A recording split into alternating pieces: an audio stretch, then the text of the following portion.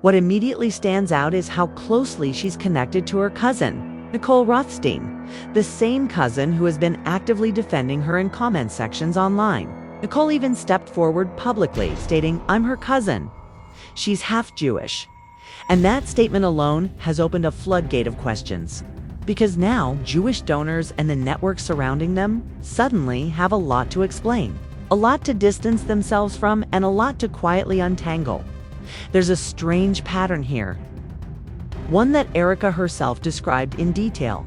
She talked about Friday nights, about Shabbat, about taking a phone, turning it off, placing it inside the junk drawer, the drawer everyone has, shutting it firmly, and saying Shabbat Shalom. She described how every Friday evening, the phone went dark, the door closed. And the ritual repeated. That ritual matters. Because the deeper you dig into Erika Kirk's life before Charlie, the clearer it becomes that much of what she presented publicly doesn't align with reality. The more layers you pull back, the more contradictions surface. And the latest revelation is far darker than inconsistencies about dating or drinking.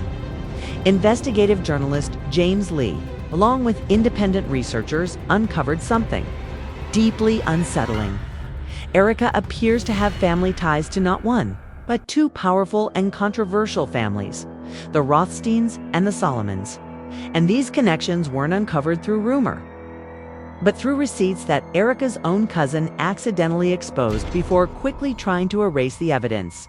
Nicole Rothstein, Erika's cousin, made a comment online that would later disappear. In it, she openly acknowledged that half of Erika's family is Jewish, that Erika herself is Christian, and that she has long participated in Jewish holidays with that side of the family. Once people began connecting dots, those posts vanished. But the damage was already done. Jason Lee archived everything before it could be wiped. On its own, having a diverse family background isn't suspicious. But context matters. And in this case, the timing and circumstances raise serious questions. Charlie had publicly criticized certain donors connected to TPUSA shortly before his death. He was vocal about putting America first. And now after his assassination, Erika appears to be actively rewriting that legacy, downplaying his positions, reframing his views, and insisting certain confrontations never occurred. This has led many to ask an uncomfortable question. Was Erika's devout, Catholic traditional wife persona genuine, or was it carefully constructed? Did she misrepresent her background to Charlie? And does this lend any credibility to the rumors that she may have been placed in his life intentionally? Her personal narrative has already begun to unravel. She claimed she didn't date while living in New York for 5 years. She even referenced a roommate who supposedly showed her how terrible dating culture was. But that roommate wasn't just a friend, it was her cousin, Nicole Rothstein. Footage surfaced of Erika drinking and celebrating Thanksgiving with Nicole. Innocent on the surface until you realize the same Nicole later confirmed before deleting it that they are family. That revelation directly contradicts Erika's public statements. And then the story goes deeper. The Rothstein name isn't just any name. It traces back to Arnold Rothstein, one of the most influential figures in early American organized crime. Unlike traditional mob bosses, Rothstein wasn't known for brute force. He was known for manipulation, gambling empires, and financial control.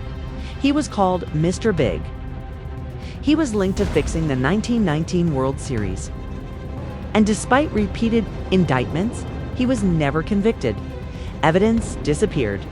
Witnesses vanished. His power operated quietly.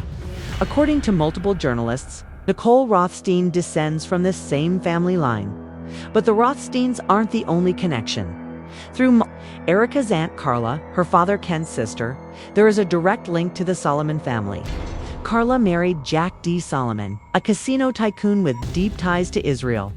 Solomon built major casinos, restored Jerusalem's Zion Gate, served as a trustee for Hebrew University, and became a significant donor to the Jerusalem Foundation. Erika herself once proudly shared a photo in Jerusalem, pointing out her family's dedication plaque for the restoration of Zion Gate. That post, too, has since been scrubbed. Further research revealed that Jack Solomon served on the board of the Center for Jewish Studies at Utah Valley State College in the mid-1990s, the same institution where Charlie was later assassinated. The stated goal of that center? To shape relationships between Jews, Mormons, and Israel. This is where online speculation explodes. Some now claim Utah Valley University operates as a so-called spook school, allegedly tied to intelligence recruitment. After Charlie's death, several staff profiles with reported CIA connections were quietly removed from the university's website. One example frequently cited is Rusty Needs, a former CIA officer and professor whose profile vanished shortly after the assassination. The Center for National Security Studies at the university has been described by critics as a pipeline into the CIA, NSA, and FBI. Some even believe the mysterious group of men dressed similarly and seen running near the scene after Charlie was shot were decoys. It's part of a coordinated intelligence operation. Is this all coincidence?